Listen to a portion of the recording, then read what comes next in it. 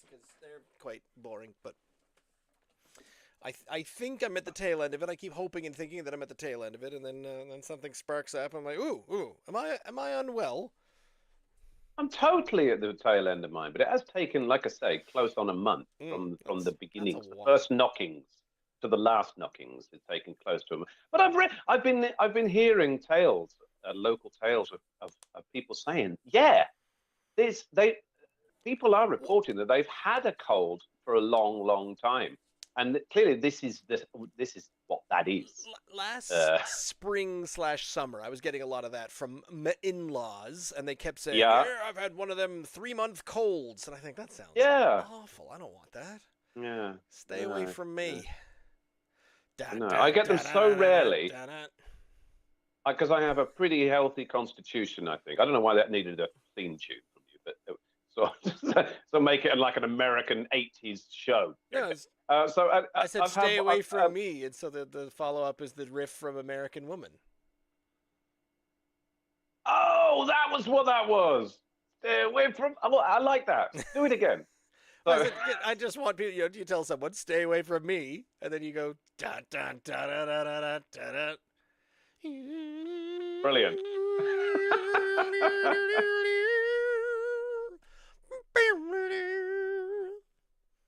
Anyhow, Things can only go up from here. But I get them so rarely. When I get them, I guess they do turn to be deliciously juicy. Was that what you said? It yeah, sounded. yeah, Yeah, yeah, yeah, uh, yeah, yeah. or deliciously, or yeah, juicily congested, or something like that. It sounds like there is a thickness, but it also sounds like it is very much. Like a New England IPA. Yeah, very much like a New England IPA, just fermenting in your throat Lovely. there, trying to get through Mm, it in both the air passage yummy, and the other one, esophagus. Help, yummy. words and things. If we are all set, oh, I'll just rub the eyes here. It is 8:00 something. I am Ross. Joining me, of course, is my co-host Ian, and together trying to kick off the last death throes of the winter colds and illnesses, we are attempting to drink Nova Scotia dry. Still coming down, still coughing up little bits and pieces. I was about to mention that it is after 8 p.m. The sun has gone down, so that means that my little dry tickle in my throat that I get at this time of year is I just if you Mm. if I intake a breath too quickly, and then you and then you got a dry cough for a while, and you sound like a festering liquid dough that has not yet been cooked. Do you think? Do you think this evening's libations will help to coat the throat?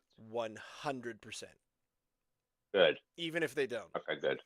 If nothing, it's all about morale at this point. I mean, the healthcare system and the ERs and the whatnot. I think there's nothing. I've given up on feeling Yeah. better physically, and I'm just in it for the morale now. When something bad Yeah. happens, you say, "Oh, well, I'm terribly debilitated and I'm on death's door," but I'll I let you don't think get me. lagers would do it this evening. No. Lagers wouldn't do it this evening. It's definitely a thicker. I know that porters aren't. Just giving the game away. I know they're not rich It's in the and title. meaty like a stout, but they are. But Well, they're definitely smoother than a big old gassy lager. So this is going to help. I feel like we often go through Medicinal. this. Sometimes when we have a porter night, we say these taste thick like stouts, and then we have a stout night, Mm, and we think this is a little thin. This tastes more like a porter. yeah, that's true. So where my True. mind thinks that a porter should be over here and a stout should be over here, apparently brewers, or maybe it's just an accident, but there seems to be this nebulous cloud of, Yeah, is it brown? Yeah. Well, we'll call it a porter then. I'm like, but it's a bit yeah, more like a stout. Nah, porter. We've already written the labels. I agree. We've There written is the definitely a labels. graying. I like that smudging of the lines Mm, between stouts and quite porters quite a very bit much. so. And of course, first to smudge the line. Oh, that's the other exciting part. Is if you go into each of these establishments currently, and I believe two out of three of them are even in the LC. But if you go into Paddy's Brew Pub in Kentville or in Wolfville, you will see on the shelves, you will see the porter. This is currently available. This isn't one of your we're drinking this because it hasn't been available in 2 years kind of shows. No. We've decided to be a little bit more up to date this time. And so out of Paddy's Brewery, brewing in Wolfville, home in Kentville, I don't know, it's one way or the other. And I couldn't find anything online. They're so new. There's nothing on the internet. That's definitely a flex right there. But on the side of the can, it doth say, Paddy's Porter is slightly bitter with rich notes of chocolate, coffee, and toasted malt aromas. Well, I expect so. Doesn't that basically says porter to me, doesn't it? That's what they pretty much typically do. Difference between porter and stout. They are both dark top fermented beers, similar histories, but they differ primarily in grain, flavor, and body. Porters are milder, using malted barley and a lighter body. Stouts, historically, a stout porter uses unmalted roasted barley for a bolder, coffee-like, bitter, and creamier profile. So if these are coffee-like, bold, bitter porters, I don't know. A stout. Very much like that. All stouts are porters, but not all porters are stouts. Can we? I think that's what they're trying to say. No, I don't think that's true. I think you're making that up. Stouts, historically, a stout porter. Yeah, Mr. Guinness himself, Mr. Arthur Guinness, he introduced the stout porter. The first one, wasn't it? He was the first stout in whenever it was 1780 or something like that.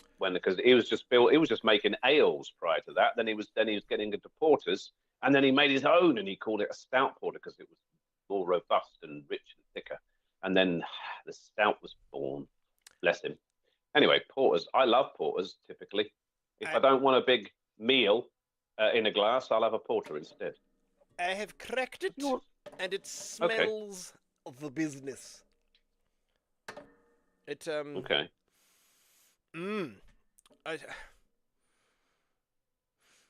I think I'm getting poured mine all over my pajama bottoms. It's not good, is it? Well, I hope your pajama bottoms were like laid out all over the floor for wearing tomorrow. I've got 9 pairs on the floor and I splashed them all over the place. It smells slightly smoky, but I think it tastes like the burnt, like the chocolatey, the burnt malts. It's not like a smoke flavor. It's the smokiness of the malt. Yeah. Oh, that's chocolate actually. More than coffee. More than a little, that's for sure. Yeah. Slightly bitter, rich notes of chocolate, coffee, and toasted malt in that order. So, I mean, I'm talking my language.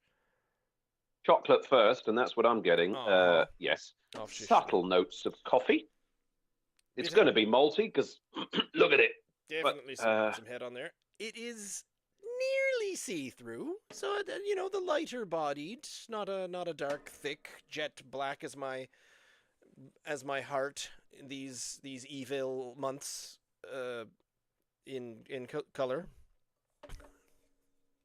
Do you like the color of the can? I do. I do as well. I think we've discussed that a few times. Is when you have a dark beer, I think you need to have a dark can. An undark. Totally. Yeah, and the tiramisu twinkle pony stout thing. It was bright and very pastels. That's fine because if you call something a twinkle pony, whatnot. But I do appreciate that it gets your mind and it gets you in the right mindset of drinking. A dark beer, doesn't it? I mean, no, totally. If you put your can next to your glass that you've just filled and tell me it isn't practically the same color as it looks, it just looks like it. It's great. You can't see it. See through. Yeah, that's the business. I like the look of it. Well done indeed. Now, I was going to mention, we can say this while I'm still waiting for the head to go down, and because one of these, two of them just say porter. These are just a porter. One of them says it is a coffee porter. I thought, well, are these comparable? But then, so you sort of think you got 2 chalk and 1 cheese, but I don't think it's quite that far, because when, especially when you read the description of the one that says porter, not a coffee porter, Coffee. it says, what are the flavors? Coffee. I was like, well, what's the what's the It's difference? very typical, though. I mean, porters do have, typically, do they not? Chocolate, a milky chocolate to them, maybe a dark chocolate for a stout, but a milky chocolate for the porters. Typically, coffee. They might throw in the sort of variations of it. They might do the vanilla again. It might be a bit caramelly again. So they're very similar to stouts but less robust, I guess, less thick, less less of an like you're drinking a loaf of bread, a subtle taste instead of a very obvious. And that might be it. I don't think there's a difference between it, like a coffee porter or a porter that happens to taste like coffee, because there's not like 2 different ways of doing things. Honestly, what if you chopped up coffee beans, roasted coffee beans, the same way you chopped up roasted malt and then chucked that into the mash? That would certainly affect it. Or do you brew the coffee and then the coffee is cold and then you just pour pots and pots of coffee into it afterwards?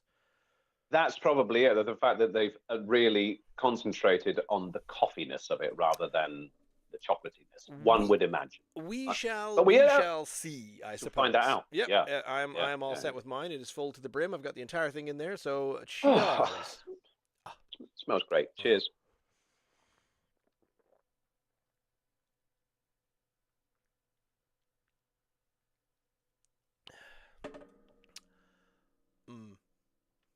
Quaffable. Oh yeah, there it is. Oh, there is coffee. Right in the middle, and now it's fading out. Yeah, again, not obvious. Not 100% of the flavor. Is the chocolate? The chocolate at the beginning, very, very subtle. I can smell it more than I can taste it. The coffee, in fact, is the overriding flavor to the mouth, to my taste buds, anyway. I also didn't mention that this is the lowest percentage that we have, but this is a 5.0% written on the can. But that was very easy to get down. I had to consciously think about putting the glass down.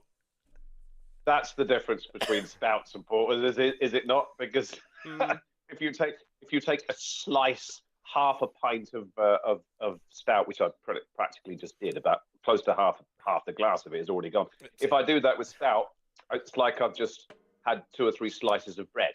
But you don't get that when you're drinking porters. A good stout, because we've had stout. They're like, "Hey, you have this stout; it's quite hearty," and you drink it, and it's got the body of tap water. You think, "Ew, this is."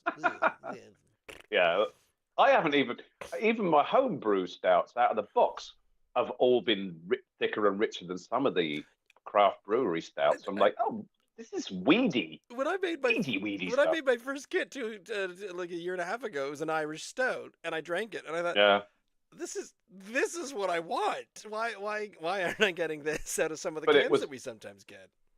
But yours was non-alcoholic.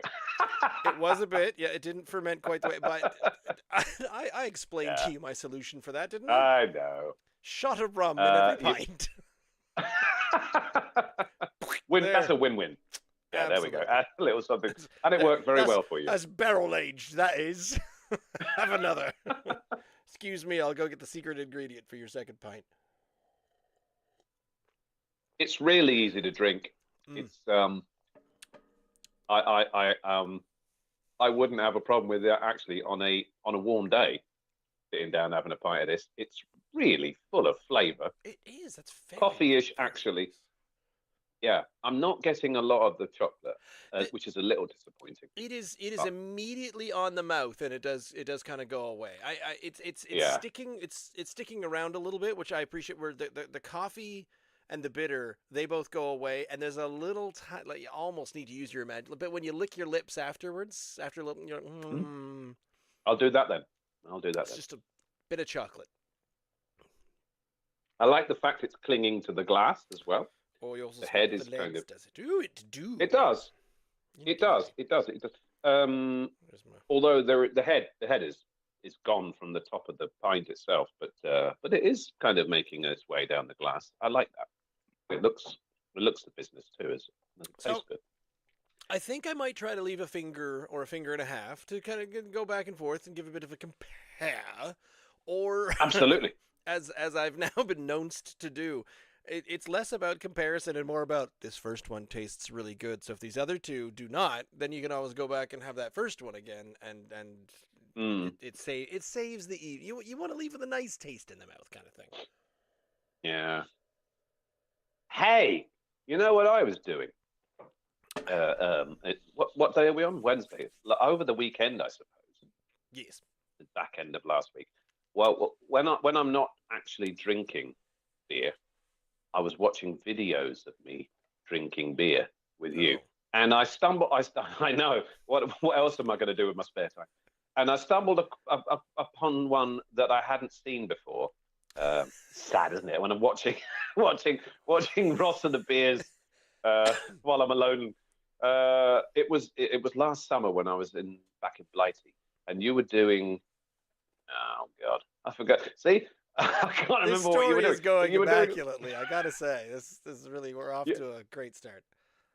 No, we stumbled upon. Oh, there was another one I was actually I was watching in that little marathon I was doing. Finish, not finishing the first story before you don't finish the second. Okay, you referred to yourself in that show when I wasn't in as dainty. I did. You did. He you said, had a couple talking of beers. with his hands. Me? Dainty? Dainty. You said I forget what it was because you were talking about some big, broad. I don't know, big Neanderthal or something, big, heavy. But you referred to yourself. You said I'm dainty, and I thought, oh God, the next time I see Ross, I'm certainly going to bring that up. I do not have workers' hands. I have artistic. Oh. You know when you see people and they're working on a roof or they're hammering things together and they have hands and their hands just look like a plate of sausages. You know, they've got just so they could probably hammer them with hammer a nail right through them and go, oh, that happened, and it's yeah. Whereas you and I maybe have typists' fingers, secretaries' fingers, rather than someone that's just going to chop down trees with them, that kind of thing. Dainty I get that. Fingers. Okay. I have dainty fingers. I can still use the back of my hand to tell if my children have a fever. I have those kinds of, the non. I don't know if it's like blue collar or like some kind of thing, but I do refer to myself as bruisable, cuttable. I'm sort of things. I'm not like a chunk of wood with bits chopped out of me. But you're barrel chested, are you not? Yes, slightly. That's just laziness and atrophy. And partially. Here's the thing I'm learning recently, because I went to the doctor because I finally nearing 50. I'll be what, 48 this summer. But I keep thinking to myself, should I be like going to see a doctor more often? So in my late 30s, early 40s, I decided. A roommate of mine actually reminded me. Said, "Oh, I'm going to go give blood." I said, "I should get back into doing that." So I did. I got back into doing that, and then I figured that was the best doctor's appointment I could have, because they kind of give you blood a little wish through, and they look up at it, and if it comes out like treacle or molasses, then they'll probably let me know that there's something wrong with me. And I figure that was a nice, easy, you don't have to book an appointment. Well, you do, but it's less of a talking to a doctor kind of thing. And if anything ever comes up and comes wrong in the blood, that'll be my checkup. Easy. Yeah. So good idea. About 6-8 months ago, I was in giving blood, and they do the little test, and they said, your hemoglobin's a little high. And I went, okay, wondering to myself, is that good? Yeah, it sounds good to me. That's great. So then she says something like, "Have you spoken to your doctor about this? Because this could possibly have something to do with." And she came up with some hemoglobulitis or something. I don't know what it was. Have you talked to your doctor about this? Well, no, I have obviously not talked to my doctor about this. So I made an appointment, and my doctor's really funny. She's really confused to see me because she basically considers me rather self-sufficient. She looks at me, she goes, "What? That's what I get when I go in. Like, what could you possibly want? You seem fine. I said, listen, I was given blood, and they said my hemoglobin's a little high. What do you think? And she said, okay. And I said, and my wife thinks that I have kind of a really a bad memory for things, and I lose track of stuff that's going in. So since everybody's dropping the undiagnosed ADHD around all the time, she says, you might have undiagnosed. I said, fine, I will mention it. She said, and you've got a doctor's appointment, so you got to tell her. I said, fine. So I say to the doctor, so she thinks I might have undiagnosed ADHD, and my doctor says, Everyone's got it. well. High hemoglobin and a lot of the same characteristics of ADHD is actually sleep apnea. And I went, oh boy. And then she says, do you snore? And I said, yes. Doesn't everybody? Yeah. And she says, all right. So, but then she mentions to me, and I'm getting all the way back to the barrel-chested comment, and she says, well, you have a very thick neck. And I went, thanks? And she said, is that good as well? Well, apparently that can also be the result of sleep apnea. And I went, huh. I never thought to myself that I don't know how thick my neck is. And then, when I buy shirts, I have a hard time buttoning them up. And I think, do I have a thick? And I usually have to say, I need to find a collar that's a specific size. Like 16 size collars barely fit on me, but a 17 is much more comfortable. So I have to say that when I go and buy shirts. And I think, I wonder if that has something to do with it. So we did the whole thing. We went through the whole test. I did the sleep study, the blood test, and everything like that. And you've got high hobgoblin.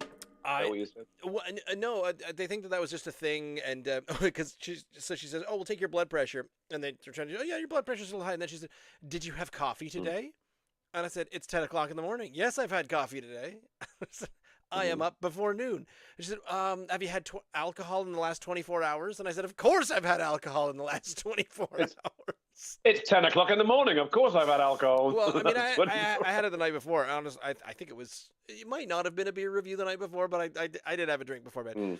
And then she said, well, they've updated the recommendations a few years ago, and you're supposed to have fewer alcoholic beverages. And I said, did you notice the other things that have happened in the last few years that have basically forced the general populace to drink pretty much consistently?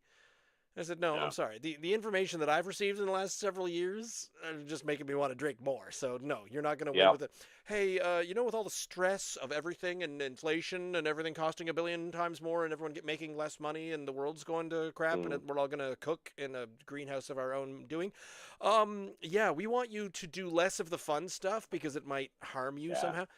And then she said something about the fact that they're recommending these lower numbers because they could increase your lifespan by several days. And I went, no deal. If you tell me to drink less and that will add 15 to 20 years on the end of my life, I'll consider it. But if your offer is drink less and we'll give you 4 days on the end, nope. Well, doctors, of course, I don't think they're in any position to be telling us about about stress and drink less, right? Because they are top of the stress list. And show me a doctor that doesn't tell you on the one hand you could do with less alcohol, and then goes home and drinks half a bottle of whiskey at the end of the day because to de-stress. Scotch, foot in the door. I know.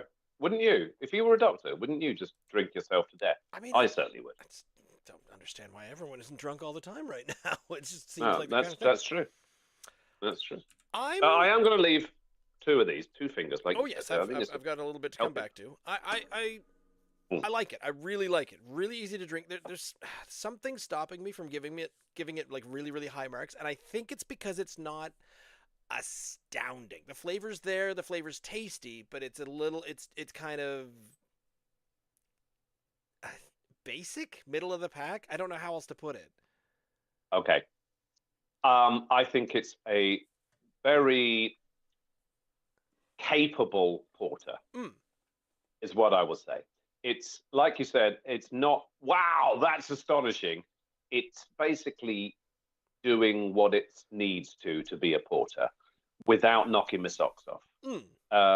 But what I will say also is, I think it's somewhat sessionable because it's not blowing my socks off. It's not, I think it's somewhat sessionable because it's not blowing my socks off. Because it's not blowing my socks off, I think it's somewhat sessionable. Because it's not blowing my socks off, I think it's somewhat sessionable. Because it's not blowing my socks off, I think it's somewhat sessionable. Because it's not blowing my socks off, I would be quite happy to have another couple of these, and I'd be leaving the pub quite satisfied. Oh, yeah. Thank you very much. Yeah, because sometimes the strong and interesting flavors after 1.5, you're sort of, I don't Can think be I cloying. can finish this. Yep, It's what is happening. So, absolutely.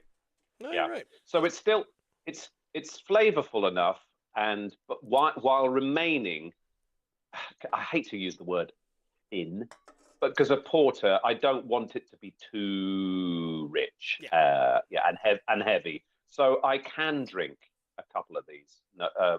Whereas, like you say, I might be wowed by a big, heavy 9%, like that Baltic porter that we kind of toyed with the idea of having as well. Oh, yeah. I think we're smart in sticking to the 5. We'll have Because that might have that on its effect. own one night. Or Yeah, find something else. yeah. I think it's perfectly solid, a solid starter. To be honest, and I'm giving it 7.8. Okay. Yeah. I was thinking Pretty of good, an isn't it? 8.9.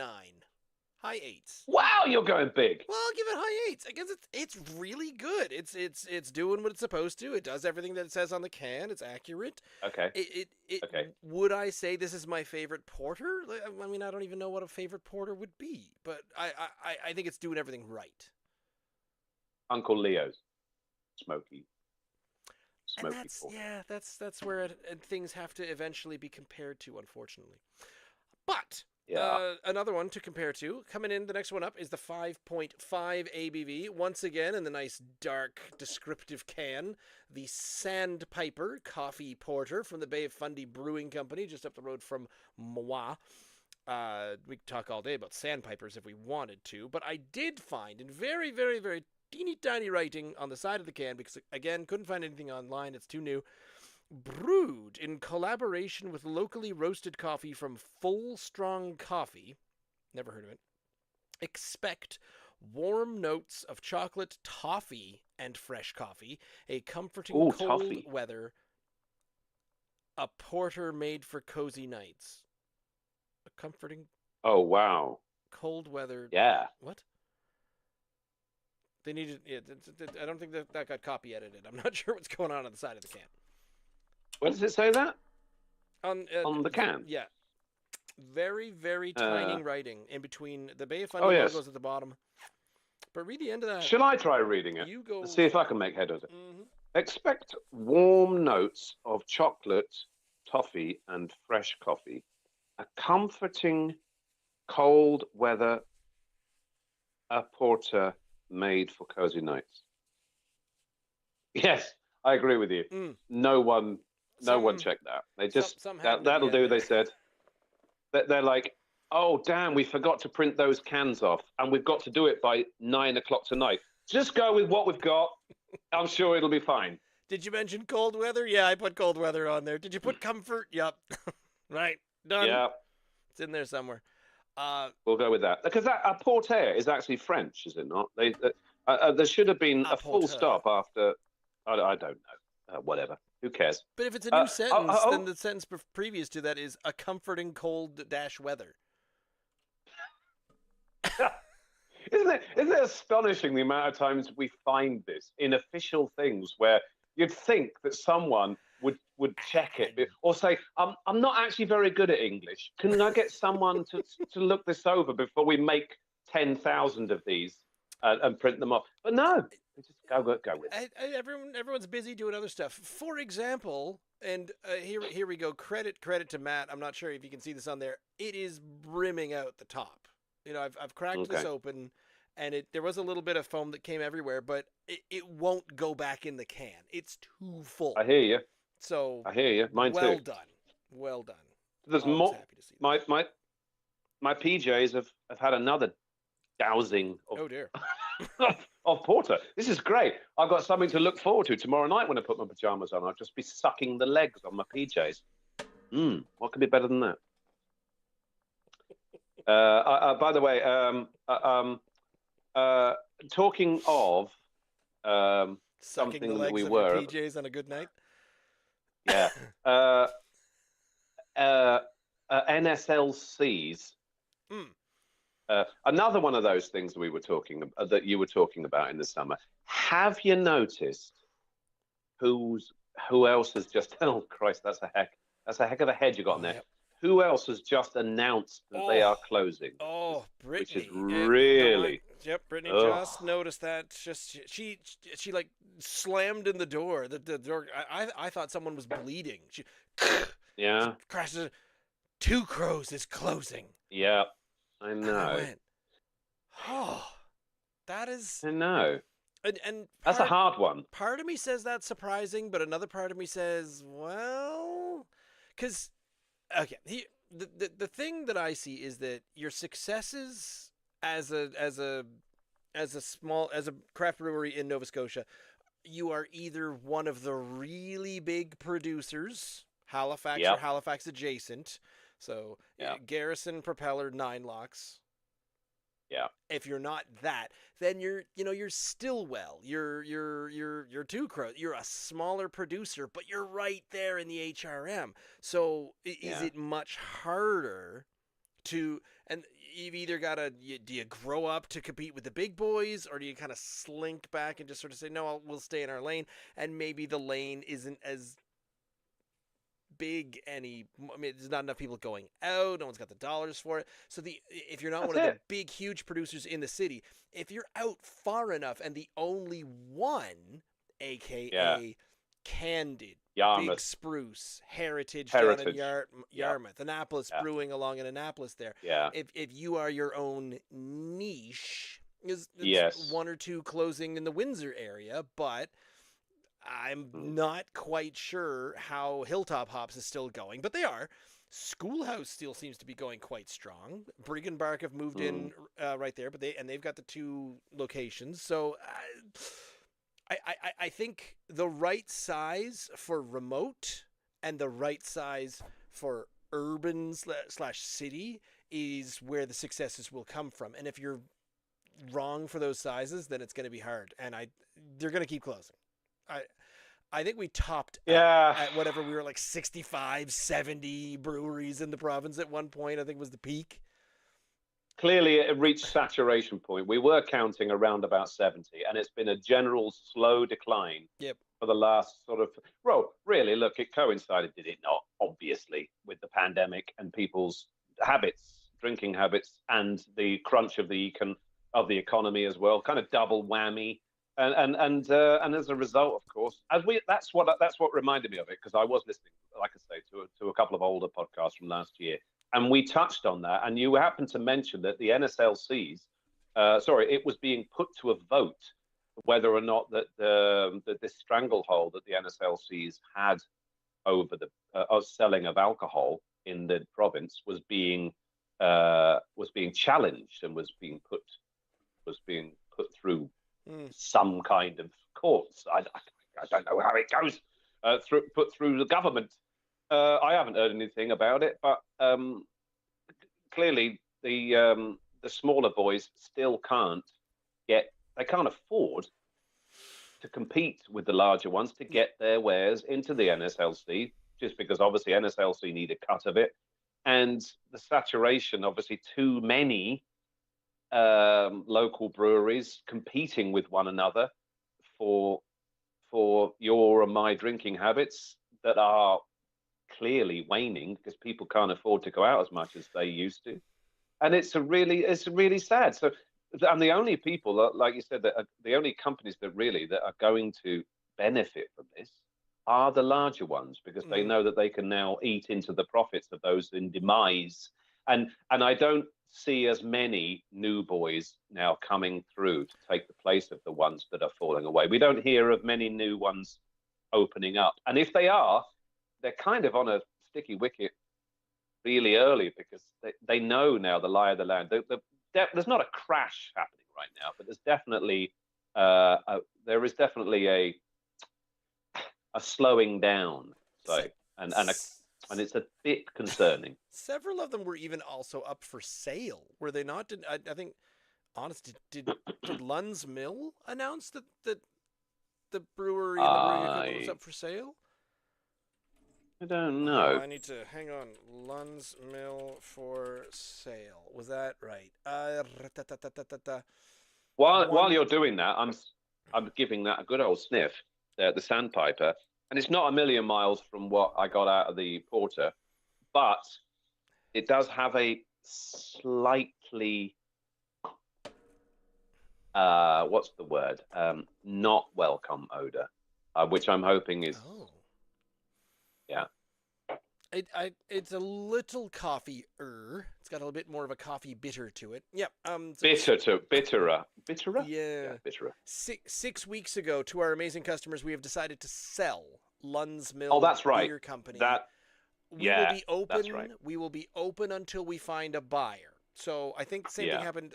The equipment that turned into Briggenbark Brewing, Moonrise Ridge Cidery, it was bought out by someone, and he said, "Hey, a cidery, and I'll also turn it into a brewery as well." So that's probably the only example I can think of recently of a new one that I know of, with the possible. Yeah, that doesn't mean to say that they are closing, isn't it? So if you read it, like, and don't read into it, you might go, "Oh my God, they're closing." Yeah. But that's not necessarily true. They're just looking maybe to hopefully changing hands. Yeah.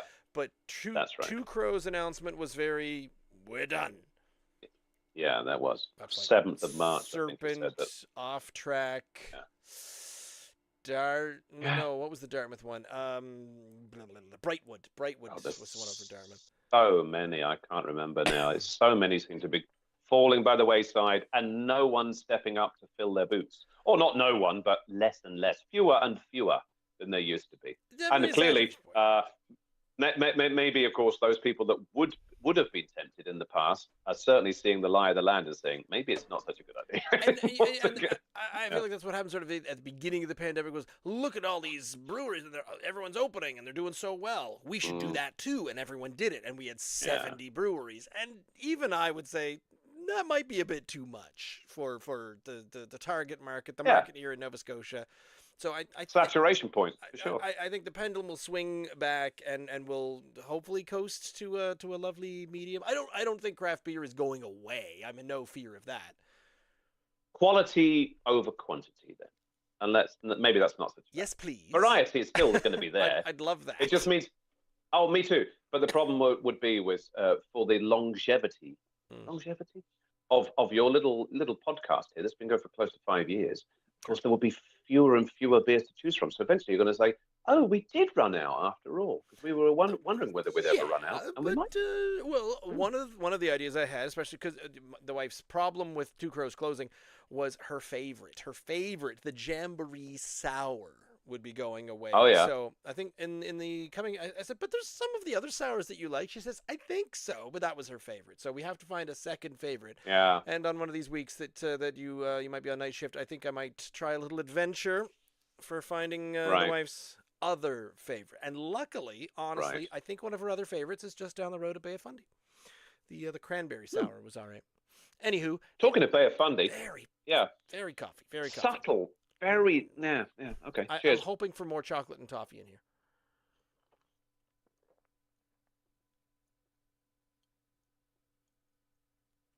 Oh, actually, I'm pleasantly surprised because I wasn't sure about the smell. I forgot to point out this it's also. It's dark, isn't it? It is dark. It's thick. It's stout color. And talking of stout color, this tastes. I thought you threw up then. Did you throw up? It's a sneeze. It's a far fuller mouthfeel to this than the other one, even though it's only 0.5. Yes. Bit more stronger. Body. Not absolutely. Not too much body. It doesn't taste heavy. Just. I thought it was considerably thicker, to be honest. But definitely, yeah. It's heading towards a stout to me. Definitely heading to that way, and it does taste pretty decent. It is very good. Honestly, the smell, the bitter coffee smell off of it made me think, is this going to be too much? And it's not. It's throughout, and there's a little bit of aftertaste, but it's not unenjoyable. It's like it's a burnt kind of roasty coffee smell taste. It's a nice combination thereof. That's delicious. Yeah, it really is. I'm surprised. I'm pleasantly surprised. By the way, did you? I do hope that you removed your porters from the cool room a good half hour to 45 minutes before we went on air. Did you? I do hope so. Yeah. Yeah, me too. Me too. I mean, where? Because it'd be a shame to Where? freeze all these lovely flavors out, all that lovely coffee and stuff. It mentioned toffee, which is obviously rhyming of coffee. Can you toffee? I mean, Toffee and it's coffee. just there's a definite sweetness to it. There's a sweetness, but would I drink it and think coffee? I'm not ultimately certain. Is this the one I want? Mm. Hey, there we go. Sorry, I had to find Bay of Fundy Brewing in my list of backgrounds. For a predominantly audio-centric show, I do have to make sure that the video is correct. Oh yeah. Do you think it tastes, seeing as like you said earlier, even though we expect the porter from Paddy's to still have the coffee notes in it, but this is said quite proudly, a coffee porter. Mm. Do you think it's coffee-era? Coffee-era? Do you think it's coffee-era than the last one? Definitely, yes. Oh, okay. The other okay. one was a more subtle coffee, malty porter.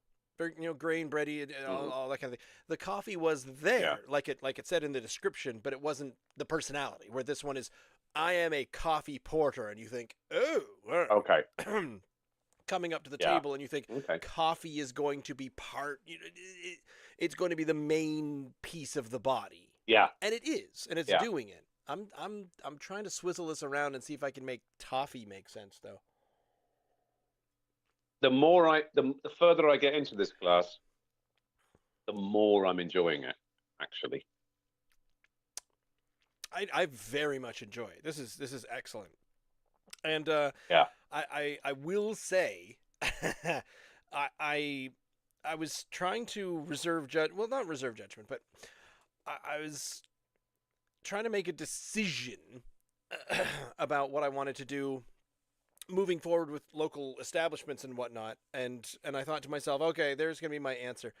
If the Bay of Fundy beer, and I should have had, I think subconsciously I was placing a lot of faith in Matt, head brewer there, for what he comes up with, because I've really enjoyed a lot of his things recently, and this is no exception. Yeah.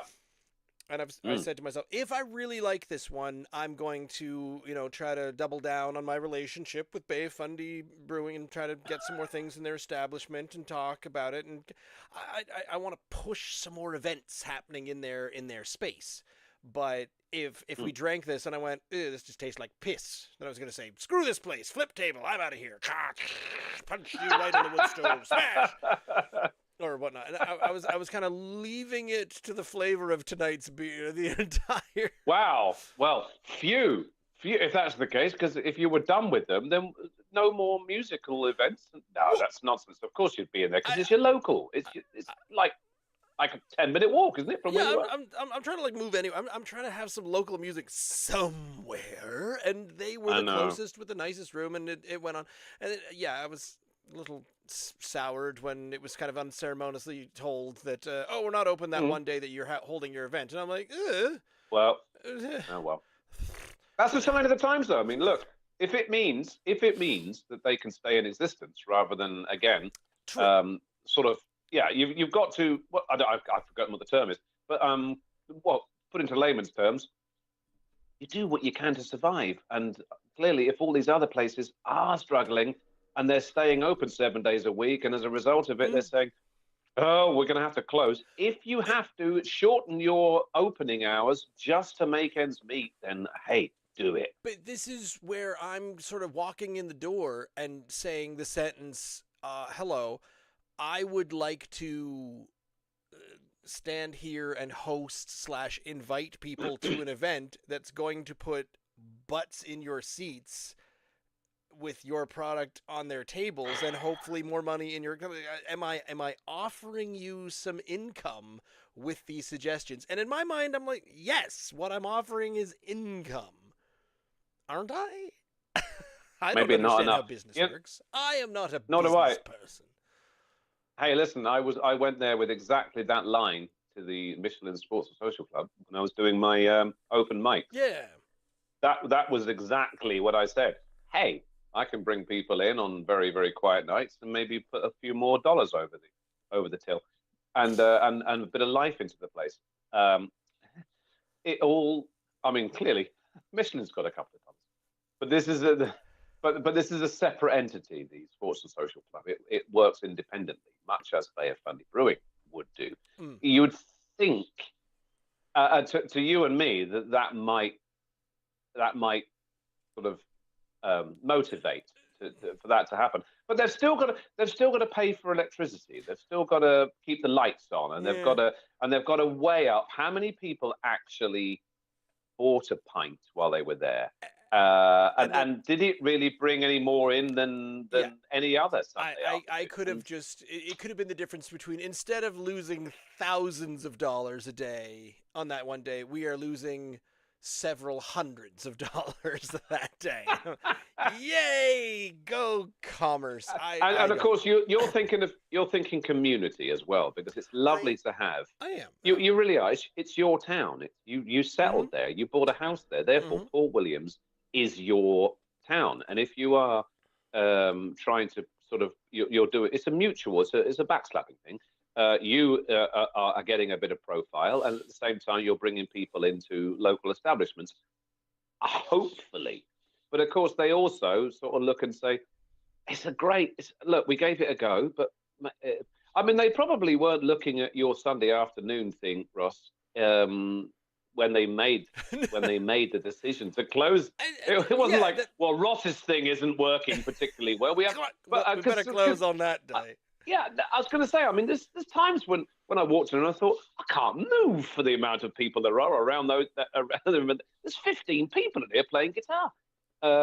But again, it's other people coming in as well, and it's a really, that when the open mic thing seemed very well supported, and awful lot of people came into that, but of course that went by the wayside. That was a very terrible crap situation, because I mean, I think I've heard the story from all sides, but stories are there? Okay. It was something that, okay, so the rumor mill was, or what I heard, what I got from the owners operators, was that it was to the point that there were people that were coming in to the open mic. I don't think it was, it wasn't the organizer. It wasn't Rose or Maura. It wasn't anyone who was part of the open mic, but it was people who were participating in the open mic, or even just there to listen to, and they were smuggling in their own drinks. Oh, I did not know this. Oh, wow. And so potentially, sorry, I am laughing, but that's not funny. It is fun. It's hilarious, because this was me talking to the owners about. I don't know how public this needs to be, but and they said that was the situation, so we had to shut it down. And I went, I get that. I get that mindset from a business perspective. Could it have been done in a bit more of a, you need to handle this or we will shut you down kind of way? Or is there a way to keep the momentum? Because there was momentum. That was a huge open mic. It was rivaling Paddy's at a certain point. There was a lot of people coming out to that one. And then on the other side of my brain, I was like, I've met musicians. I've hung out with musicians. They are, I won't even say penny pinchers. They are poor. It's not that they're cheap. It's that they have no friggin' money. So they're walking in with moonshine, and they made it a wheelbarrow out back of the car that they're living in. Of course they did. They don't have any money. And when you come into, you need to come into our wine sipping bar, and we'll have some exposure, and you can play for a couple of dollars. And I can play for a couple of dollars. Yeah. Most of the time, I have known some talented, very, very good talented musicians who cannot afford to order a drink in the establishment that they are playing in. I do understand that. So when I heard this story of people were smuggling in drinks, I went, I mean, you had me at musicians are coming out. I'm like, that's what they're gonna do. And I feel like there's with my hindsight glasses on, maybe there's better ways or different ways or other ways of dealing with a situation like that. But I get it from a business perspective. People are, bringing in their own drinks, and that's A, it's bad for your bottom line, but B, and probably much larger, that's really bad for your liquor license. The really scary thing is that if you'd have said to you and me, let's take it back, I don't know, a reasonable, like 7 or 8 years. If you'd have said, no, that's not crazy. That's not crazy. We're talking pre-pandemic. Oh, God. If you'd have said, oh, by the way, you're going to a bar this evening and they're going to charge you for a pint of beer $11, you would have said, I'm not going out then. Mm-hmm. But that is not that these days is you don't even bulk at that anymore because you look and it's like, oh, it's $10.60 or $11 for that one, and it's $11.20 for that. So therefore, 2 pints and you're done, and you've said goodbye with a tip, by the way, because that's the way it goes. That's what we do. If you don't tip, that's right. You're a mean Scrooge. You're a mean one, Mr. Grinch. If you don't then sort of round it up to the nearest $5, say, you can kiss goodbye to $25 for 2 pints of beer. At least. Quite comfortably. Oh, yeah. Absolutely.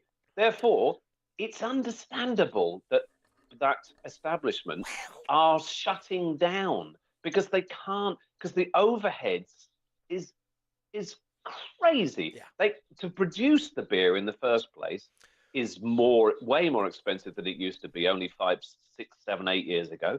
But of course, the economy is just biting so hard that people are like, I'm not going out anymore. I can't afford to go out. I can either go out this evening or I can maybe afford a meal for the kids this evening, not both. And I can totally understand it if people are saying, I want to go to that open mic, but I can't afford. Like, to pay for to go there and spend 2 or 3 pints. And then on that side of you're a musician. I need to go out and play. I need people to hear me so that they will come and listen to me here, and I can maybe and then I would like to rise up to the level get upwards to the level of selling my CD out of the back of my van. I'm not there yet. And that's like, this is bottom rung, quote unquote, professional musician, which is why, I've been part of groups and it's always been about getting dollars in the hands of musicians, paying for play and that kind of thing as best we can. But to me, and this is why I try to come in with, I like the space. I love the staff. The servers are great. I have a great relationship. I really enjoy the new owners and where they're trying to take it in other places. But I'm wondering if, because of the really poor reputation of what it was before with previous ownership, and maybe there's a lot of negativity going on there, changing over to new ownership. One of my fatal flaws is to be a fan of the underdog, no matter what. I will always root for the underdog. So if you are starting on the back foot of, we're trying to rebuild this brand name, I'm like, well then come on, guys, let's do it. Let's all come out and try to help. And again, my town, they're in the location, they're really close, so I want to go in and say, listen, I've got thoughts, I've got ideas. We can have programming several nights a week. We could try to get a buzz going for something interesting, something going on, and something happening.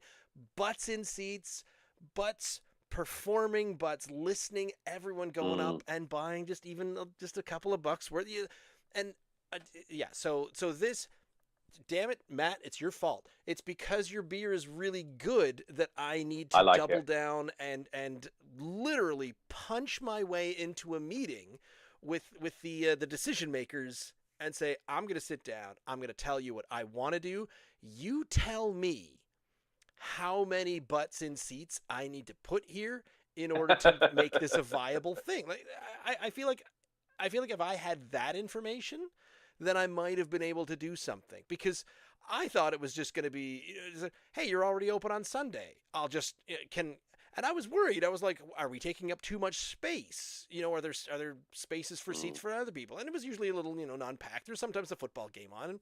And I was like, oh, they're good. This is okay. But if anyone told me that there was a worry that Sundays were going away, I'd be all like, well, okay, maybe, because I wasn't advertising, because I wanted to be community focused. I wanted people walking in. So the only place I was advertising in was it was up in the Grapevine or valleyevents.ca, and there's a Port Williams newsletter that goes out.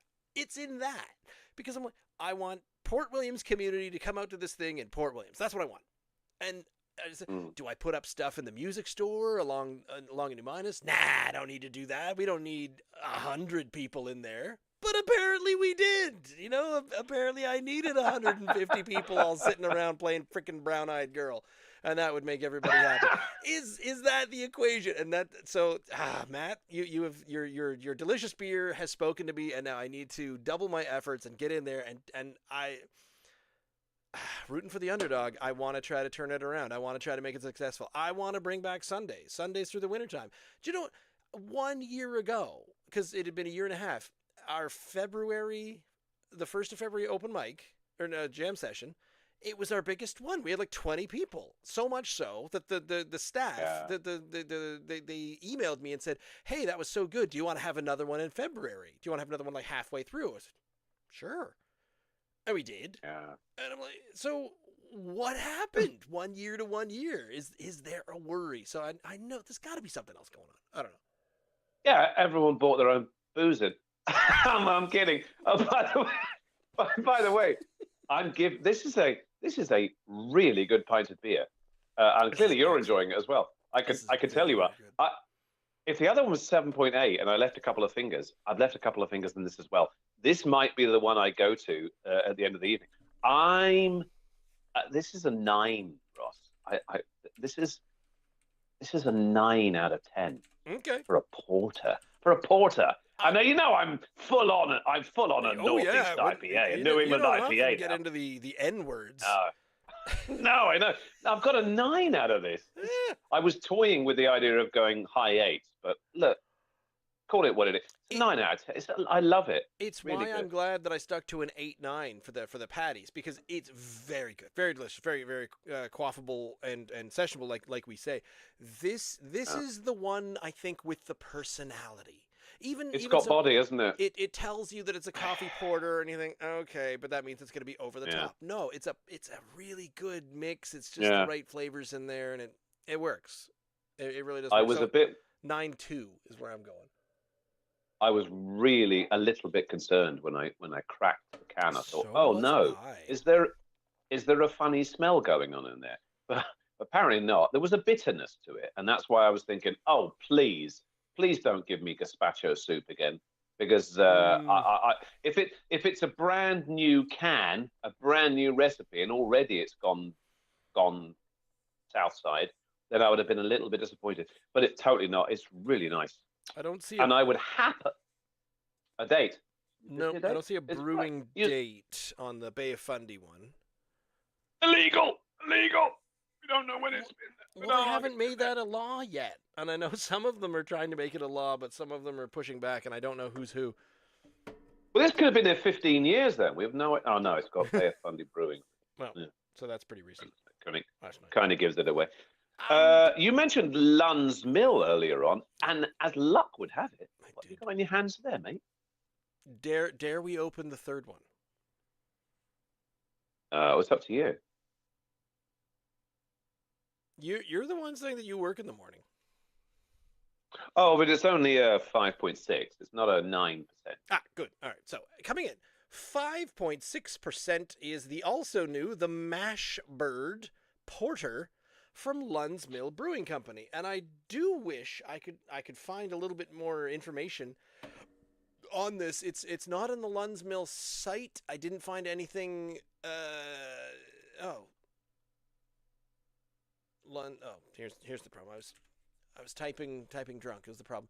Mashbird. No. Smokehouse Beerwick Ale, English Porter. So there's a little bit of a description on the NSLC. Nothing anywhere in Lunn's Mill information. It's an American porter is the only thing that you get from Untapped. What is a mash bird? Now it looks like a pheasant. No, look for a mash bird. Pheasant stroke Is it? Yeah. Yes. Yes. I was going to say grouse, but it's more. Yeah, definitely pheasantish, isn't it? I'm not a pheasant plucker. I'm a pheasant plucker's mate. I'm only plucking pheasants as the pheasant plucker's late. So the only thing that I can see, any result looking up Mashbird is Marshbird, and Oh, we've given people a hard time about typos on the the typos on the is this Lunn's Mill? Yeah, I think I'm there.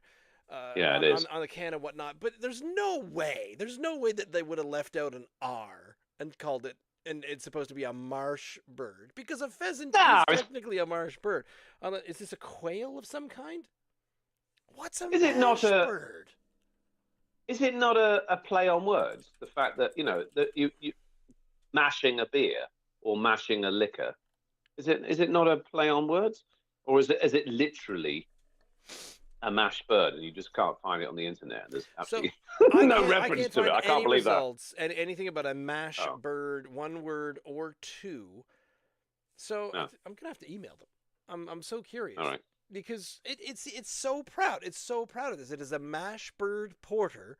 Couldn't tell you anything beyond that, other than the fact that yes, when you're making a beer, yes, there is a mash. So is this the bird that goes in the mash? It's Maybe it's is it is I'm going to make a really terrible joke right now. oh dear. Wait for it. Yeah, I know. Move on very quickly after I make it. Maybe I shouldn't just. Maybe I just shouldn't make it. No, I'll make it. In for a Um, penny. may, okay. Maybe on the front of it, that it should be a picture of Loretta Swit. You can move on now, Ross. So what I Move on. was thinking was that I was trying to remember if Rebecca grew up around this area, the valley. No, she grew up in Edmonton. Ah, damn. Because I should probably ask my wife that. The question is Mashbird perhaps a local valley euphemism?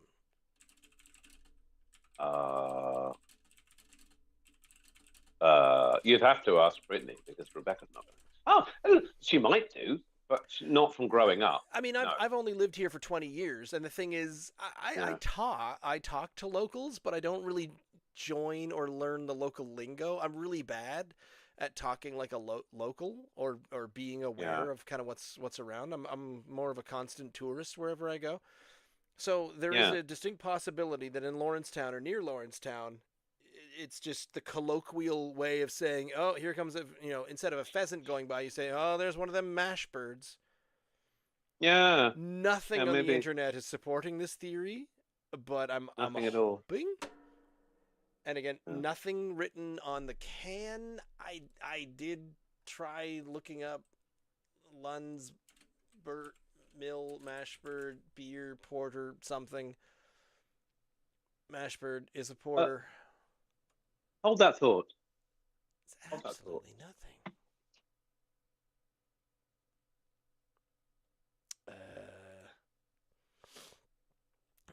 I'm hoping that there's some. No, there doesn't seem to be anything on the. There's a bit more on the Eclipse Black IPA, which I do adore. But no, very I little went on their Instagram feed. set up my CD player a couple of weeks ago. Good. As you know, I've moved into a new place. Sort of. Have you? Oh, yeah. I'm finally getting the CD player, my old audio setup done. 'Cause I've got all these. I've got all these. Are you what do about they to call show them? off your hi-fi? Well, this is the thing. Tall I bought stacks it in the the corner. yeah. I bought it in the 90s. They're all Kenwood separates, and there's a Pioneer amplifier. It's all very sexy. It's like very 90s because obviously everyone now is like everyone's got tiny little You've got sort of. the Alexa Cube, and it's the speakers. There you go. Bluetooth. We do have to a couple the of Alexas. Windows Yeah, and your, absolutely. Hey Google, and all that kind of stuff. your So chimney they're all very, calculates very what your small. fridge needs. All that stuff. I mean, everyone's got all that stuff, and we do have that too. But of course, I've still got a thing for all my separates. It's very so I want to be able to play me old Soundgarden and Radiohead CDs, out of my separates. But they do take up quite a bit of space. That's what Oh, you totally need one of those, Ross. If you haven't got one of those, what's wrong with you? separate story. Separate story. Okay. Well, talking of separate, I finally got around to rigging up my CD player, and it had, because it's been in storage all these years, it had bitten the dust. So I drove out to the other side of Gasbro. I went into, it felt like a moonscape, like about 11 or 12 kilometers past the Gasbro Valley, going towards Avonport, but it's still not on the 101. It's kind of up there.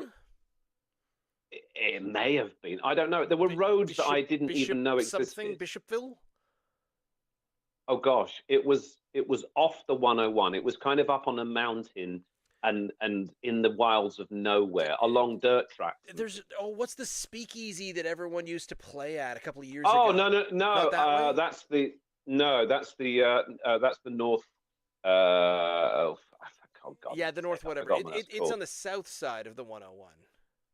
It is. It's on the other side of it. Anyway, okay. So I bought a DVD player, which also plays CDs, because of course my CD player wouldn't play. So I thought, well, I'll hook the DVD player up, and I did. So I bought this kind of DVD. I mean, who the hell buys CD players or DVD players in 2026? This guy does. I had to. It was on Marketplace. And then when I got it, I drove it all the way back down the hill again in the snowscape, and through Gasbro and back into Waterville, and I hooked her up, and I switched her on, and this was in it.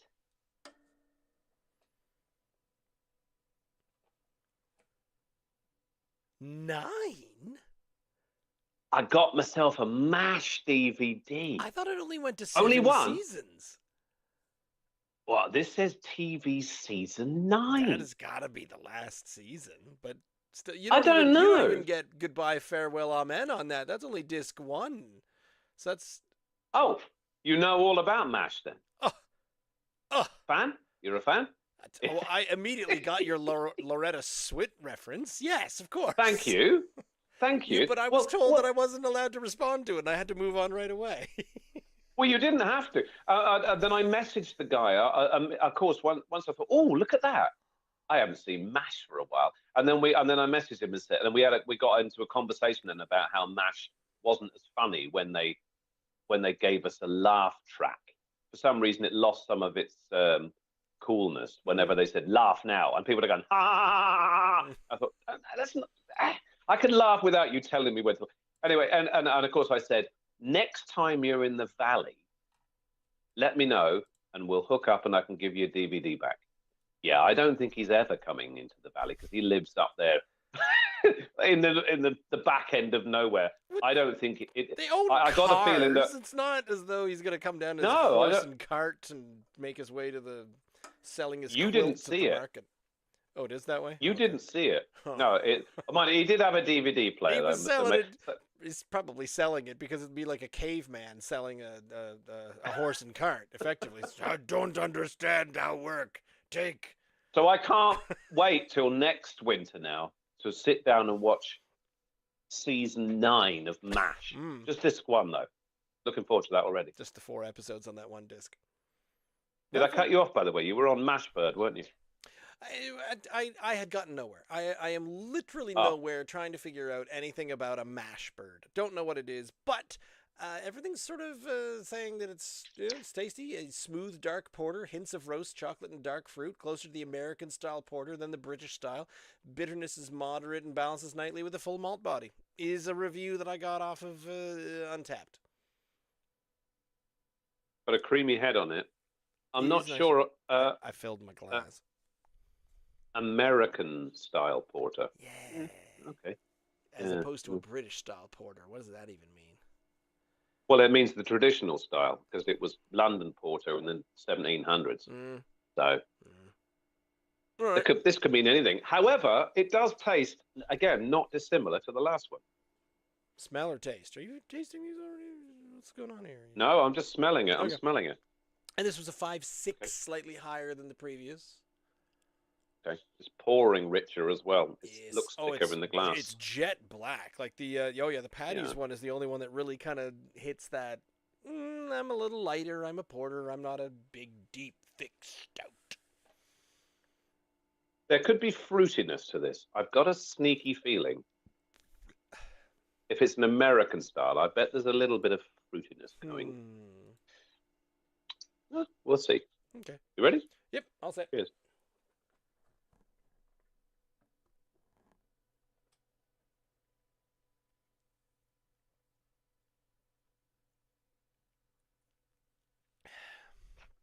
And there is. Yeah. It's not. Yeah. Ooh. Yeah. Oh. It's warming, isn't it? That's Got some interesting. that's tasting. You know when they say this is an imperial one, so it's a little stronger. B, it might have been barrel aged. There's a complexity in here. I'm tasting like Yeah, there really is. Oak woodiness of some kind. So, yum. Are you getting any kind of berryish? The sweetness, the very it is a tangy sweetness, a fruity sweetness. So I see with the dark fruit, the stone fruit, like a plum type thing in there. Yep. For sure. Because it's not doing the coffee and chocolate thing that the other two did. No, it's quite shying away distinct. from the chocolate, from the really is. coffee, despite the fact that the roast is in there. The sort of the roasted malts. So they are quite toasted. I get malts. that. Very different flavor profile than the other two, though, for sure. This has been a very interesting, because the first one is the only one that I would say, yep, definitely a porter. But if you served me the other two, I'd say these are my two new favorite stouts. These are yum. Oh, they don't. Interesting. They don't. These past two, they don't quite take, because they've got the thicker body. They've got the heavier body to them. Yeah. And aftertaste, the roast, the dark. They are. There's no. You couldn't shine a flashlight through that. I'll try. Hang on a second. Let's give it the old flashlight test, shall we? It's really different. Ready? Whoa! Dark. Yeah. I mean, that's how bright the flashlight is, and then I put this in front of nothing. Yeah. Now let's try. Yeah, stone fruit. Yeah. A little bit out of the Bay of Fundy, and then like the Paddy's one is just yeah. I believe we need to start doing the flashlight test on the dark beers. That's the new thing you're going to do. This is grounding work that we're doing right here. It's very, very different. And I'm glad it is, actually, because at least it shows a bit of versatility. Because porters can be it doesn't just have to be the chocolate and coffee show, because typically a lot of porters have that, do they not? With a little bit of sweetness in. But this is completely shied away. I'm not getting any, I'm not getting any hints of a merest hint, but it's definitely a stony stone fruit. That is the rather than hint coffee that's and coming chocolate. through the clearest. Yes, but much like Paddy's Porter, it's good. It's very good. But you know how we like the Bay of Fundy one, because it's got that extra little. I'm a thing. I feel like this is very good, but it's somewhere in between the two. Okay. Closer to the Paddy's one. What are you thinking? For just insofar as presentation, being on its own, being its own beer, its personality, its individuality is still kind of not popping. Okay. Well, I'm gonna. Do you think this one pops? Slightly disagree with you. There's a little bit of caramel going in there as well. I love me a coffee and chocolate affair. Don't get me wrong. But this. I mean, but they're 10 a penny in porters and stouts, whereas this has given me something a little bit different. I wasn't necessarily excited about the idea of being an American style porter, because I do love a traditional porter, which is doing the coffee and the chocolate thing and the roasted. It's still roasty, but it's given me a different flavor, that I wasn't prepared for, and I really like it. It says balances nicely, full malt Mm-hmm. body, very tasty, great balance. Yep. Is Yep. is a great I hate to say it, is a great balance forgettable? Okay, I see what you're getting at. Immediately, you're thinking again. It's not particularly distinctive. It's not wowing you. It's not like smacking you with something. It's No, just because just it very, doesn't taste very. like, ooh, this is terrible, I'm never trying this again. Yeah. And ooh, this is fireworks in my mouth. It's like making out with Heidi Yeah. Klum. But somewhere in the middle is, ooh, mmm. That's just it just fills you. It leaves a decent coating in not too much of an aftertaste. It's that lingering memory of who and what you are. What remains of your personality once I've drank this? And honestly, the only one of the three that has a linger is the Sandpiper from Bay of Fundy. Okay. Because I think the other two, excellent, delicious, wonderful, but is the smoothness and the lack of personality turning you into something forgettable? Sessionable, but forgettable. I think it's really nice. I do. I do too. But here's my thing. Describe this beer. I am gonna send you a message tomorrow at like noon and say, describe that beer to me that we really like, the third one, and be like, what? Okay. Well, Well, the way I would describe it is, it was unlike the other two, because that's what makes. That's what a chimpanzee that someone dressed in a clown suit. That's unlike the other two. It would be a slice of pizza. That's what distinguished it for me from the other two. The other, if they were all saying coffee porter, then I would say, well, there's very little coffee in that whatsoever. Whereas the other two then are saying, we've got coffee flavor and chocolate flavor. Well, this one I don't think it did. And I know that typically porters would have coffee and a chocolate notes for sure, with a little bit of caramel, with a little bit of toffee on the roastiness. That's what defined them. But this is saying we're doing something a little bit different. It's not saying anything. And if anything, it's telling us it should taste like a bird. That's the only thing we're getting off of the can. A mashbird. Yeah, okay. So is it doing what it says on the can? I don't know. If that's your age old. The can's the wrong color. It's the wrong bloody color.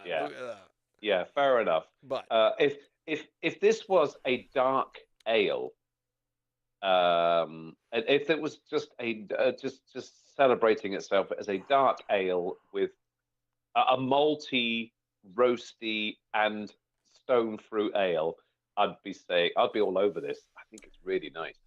I do. I agree. It is really, really good. And I'm just trying to. I think my main argument is, despite how good this is, I think it's I'm going to mark it slightly below the Sandpiper Coffee Porter and slightly above the Paddy's Porter. I can totally understand. So close in judgment to me. Yeah. Because I'm at an 8.9 and a 9.2, and so now I have to decide if this is a 9.0 or a 9.1, and even that is difficult. I've got approximately the same amount, actually, in all three. Well, I haven't had quite enough of the Lunn's Mill yet, but I'm liking it. Okay. It's difficult because the other two are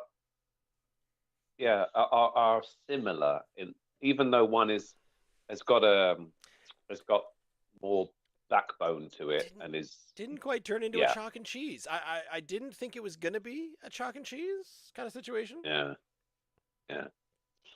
I'd have them all again, though, Ross. That's for sure. And by the sounds of things, so would you. Heck yes. Yeah, I would buy all 3 of these and take them to most of my favorite beer drinkers and say, try all 3 of these and tell me what you think. Yeah. You know, if it were a flight and you had just one more porter in here, which we could have done, by the way, we could have totally done that with that last 9%, which wouldn't have made for a happy day at work for me. Idea. That's a terrible. Yeah, I understand that. Do you then know you what can I've say accidentally got sitting over here by the desk? Baltic. Oh, that was an accident. Yeah. I don't know. Don't do that. I don't even know why it's sitting over there. I think I got that out of the fridge by accident. Yeah. Also, we could. You could really have some fun with these porters if you added one more to it and said, "Let's have a little taste test." We've done that. They're all really good. I'll have them all again. And if that waitress comes around, or waiter, because this is 2026, men are allowed to serve beer as well. Server. We've gone with server for server. 5-ish Okay, years. server. Okay. If that server came around and said, "Do you want any of these again?" I would say, "Yes, I will have any of them again. Which one will I have if you only had one more of them?" Oh gosh, probably the Sandpiper. Yeah, probably, but it's really marginal call. It's so close. They're all so very, very good, and I feel like I feel like if we were having even the Paddy's Porter on a night that we had one of those kind of middling, totally thrown away porters, I probably would have judged that one. I said, "Oh, this one's astounding. It's a 9.5 compared to the other one," because it is. But trying to stay mostly objective with everything, I think I'm sticking with the numbers that I've had thus far. But for the Mashbird, I will 9.1 the Mashbird, just a little below the Sandpiper, and a little above the Paddy's. I gave Paddy's 7.8, and then a big old fat 9 for the Sandpiper. So you've got a lot more room to maneuver. I got plenty of wiggle room, but the Mashbird comes in just under the Sandpiper, around about an 8.8. But I maintain that I would have that Paddy's Porter, which, by the way, I'm going to take a little sip of now. I'm going to take the rest downstairs. I'm quite glad I've got all 3. And I think the last couple of times that I've been to Paddy's, I have said, "Hey, there's a new porter, isn't there?" And they said, "Yeah, we've got it. Here you go." This is lovely. It is. It's great. It's thinner, but it's still 5%, and it's still full of flavour. I kind of want to up my 7.8. I kind of want to. And, oh, God, there's some caramel there. There's some toffee issue. They didn't even say there was. It was latent there as well, a little bit late. I kind of want to up that to an 8.5 now. It's really good. Dare I go ahead? I'll do it. Okay, do it. I'll do it. 8.58890. Okay. Similar to mine, but again, I'm usually a bit more generous. Yeah. Just, because I love an underdog. Yeah, absolutely. And the entire Nova Scotia craft brew industry, 9 locks included, they are the underdogs. Because I have never needed the toilet as much as I need it right now. I'm out of here. Every week you still see actual humans walking out of the NSLC carrying your thing of Budweiser and Olin's and worse. Why has that fallen over to his interesting? What do they call those? Captain's bed? No. What are they? It's the sailor's bed thing. Is it a captain's bed? I don't remember. Anyway. Thank you for joining us. Ian and I are here usually every Wednesday, 8 to 9 p.m. You can check out the YouTube page, youtube.com/@drinknsdry. You can find our podcast in all the podcasty places. They're just a distinct possibility that Ian has taken his headphones with him, but apparently not. And Sue. Oh God, I've messed that up completely. Where are we going? There. Just whoa! I'm in here somewhere. Hello. Desk. Nope. There I am. I'll just back up. Yeah. Podcast and all the podcasting places. You can find some excerpts over at YouTube, Instagram, TikTok, and whatnot. Or if you want to go straight to the source, it's drinkns.unsupervised.beer. And thank you for joining us, and we will be here again next week.